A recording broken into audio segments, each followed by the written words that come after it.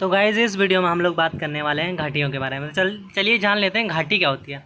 एक घाटी पहाड़ियों या पहाड़ों के बीच एक निचला क्षेत्र है जो आमतौर पर एक नदी या किसी जल के धारा गुजरने के कारण बनती है। घाटी पहाड़ और पानी प्रकृति को सुंदर झरने, खूबसूरत पुष्प और वन्य जीवों के लिए राष्ट्रीय उद्यान प्रदान करती है। भारत में कम से कम 25 बहुत ही सुंदर घाटियाँ हैं, जिनमें से कुछ इस प्रकार हैं।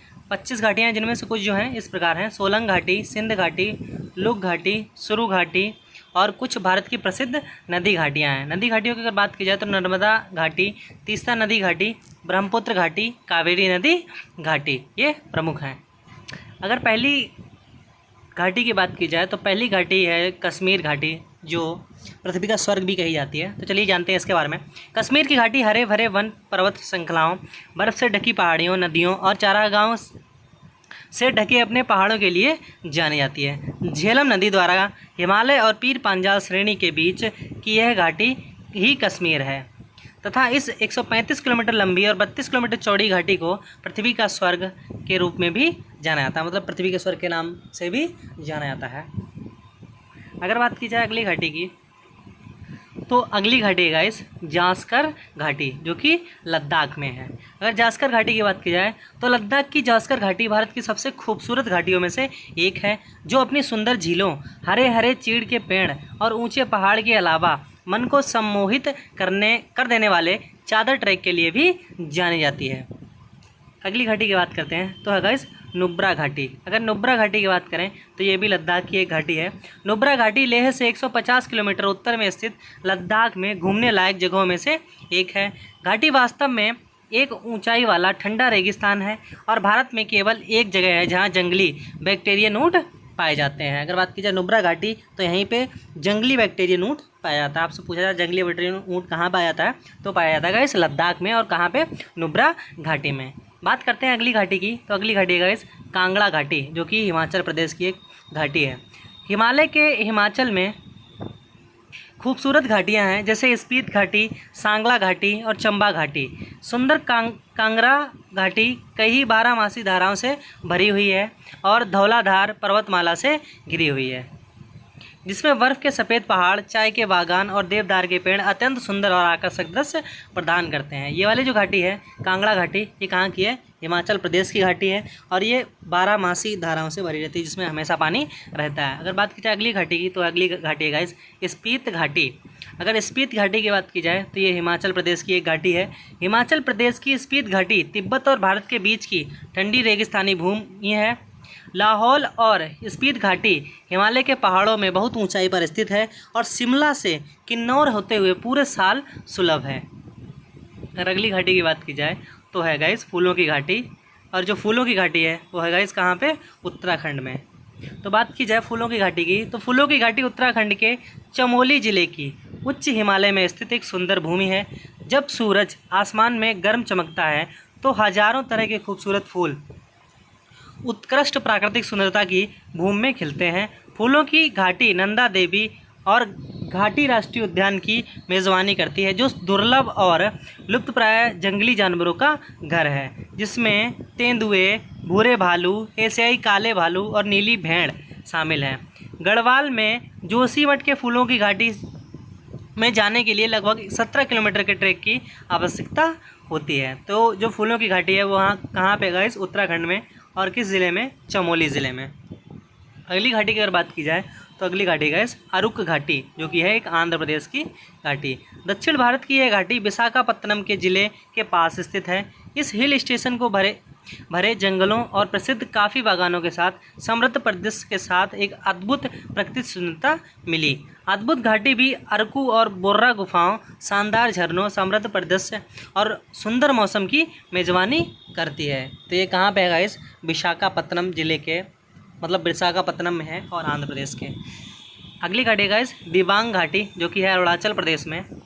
तो दिबांग घाटी की अगर बात की जाए तो दिबांग नदी के नाम पर स्थित दिबांग घाटी पहाड़ों में उत्पन्न होती है और नदी इस घाटी की लंबाई से होकर बहती है। घाटी को ऊपरी घाटी और निचली घाटी में विभाजित किया गया है।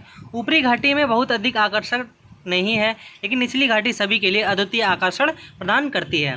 पर्यटक, प्रकृति प्रेमी, साहसिक, मानव विज्ञानी और वन्य जीव फोटोग्राफर ये सभी यहाँ पे आते हैं और इस ये जो प्रकृति है उसका लुत्फ उठाते हैं। अगली घाटी की अगर बात की जाए तो अगली घाटी गाइस जीरो घाटी। जीरो घाटी की अगर बात की जाए तो कहाँ की है, तो ये जीरो घाटी जो है वो अरुणाचल प्रदेश की घाटी है।